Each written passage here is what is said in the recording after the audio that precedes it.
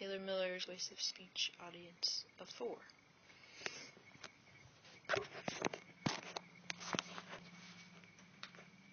I'm Taylor Miller. It's my speech. We live in an amazing place. It used to be that the beauty of nature could be seen anywhere around us.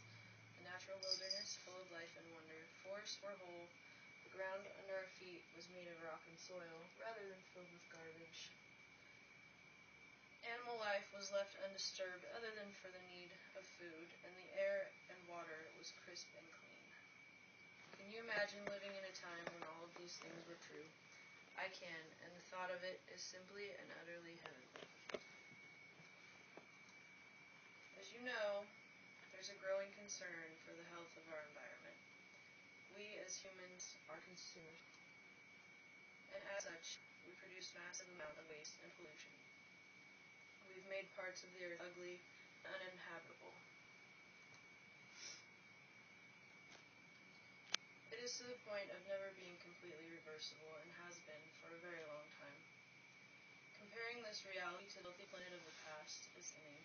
The pollution, waste, consuming needs greatly for the sake of our one and only planet. If the human race does not start to take better care of the planet, we will kill it. I'm here about simple changes you can make in your life that can contribute greatly to the health of the environment. Things such as recycling, installing more energy-efficient appliances, fixing leaks in your home, and walking, riding a bike rather than driving are the easiest to contribute to a healthier planet. I'll also discuss how these things can be effective and what could happen if you choose to take this path or not. As I previously stated, we need to come together and each do our part in order to help the planet. PracticalEnvironmentalist.com wrote an article that's called 21 Practical Ways to Help the Environment. And in it were some of the simplest ideas on green.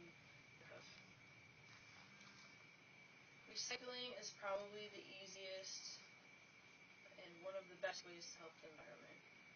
A lot of cities have recycling programs that run the same way as like when they pick up your garbage. And if you live in a town that doesn't have that, write a letter to your council members, urge them to create a program like this because they've been proven to greatly increase the recycling activity. And these are some of the materials that are cool. A lot of things that you throw away can be recycled. And also something that's not on here are technology waste, broken TV or an old computer from recycled cell phones. Practical Air's website also says that heating and cooling in your home makes up about half of your power bill. If you turn down all of your thermostats in your home, more than just your heater, this includes your fridge, your water heater, and any other thermostat, it can cut down on emissions and your power bill. From updating appliances, toilets, shower heads, and light bulbs to energy efficient, to those that are more energy efficient, to walking or riding a bike or carpooling instead of driving so much, to planting trees and starting a compost pile, anyone can do at least something. Recycling reduces the amount of garbage that's tossed into enormous piles called landfills. Lowering thermostats, replacing appliances, and fixing leaks are simple, cost-effective, and environmentally friendly. According to Andrew Freeman, a writer for TakePart.com, Mexico City's biggest landfill, which is also one of the largest landfills in the world, received over 12,000 tons a day of garbage back in 2011. The Sudokwon landfill in South Korea collects an average of 20,000 tons a day. This massive amount of trash has to stop. Before you throw something away, ask yourself if it can be recycled, and chances are that it can be. Using less energy at home is not only good for the planet, but it saves money, so why wouldn't you try to conserve energy? Guardian.com says that energy efficiency is always a good idea, especially if the energy used is supplied by fossil fuels, like driving a car. Reducing fossil fuel emissions reduces the carbon dioxide in the atmosphere, according to Duncan Clark for theguardian.com. Now that you know some ways you can help the environment, let me tell you what may very well happen if you don't. If you haven't already, consider recycling the proper materials that can be saved from those landfills. Start a compost bin, plant trees, drive less. Updating household appliances isn't such a bad idea either. It helps the environment, and you get to use the pretty new fridge or stove that's in your kitchen, and it might cost a little bit more up front to buy the new appliances, but it's a lot of money in the long run.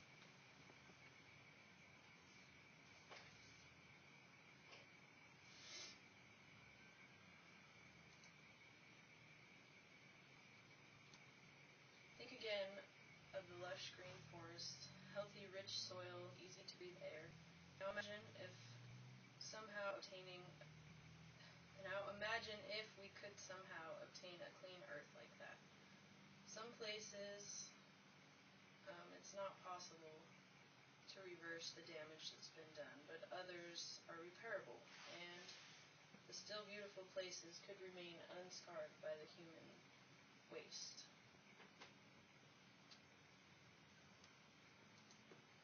Linfen, China was called the most polluted city in the world by HuffingtonPost.com.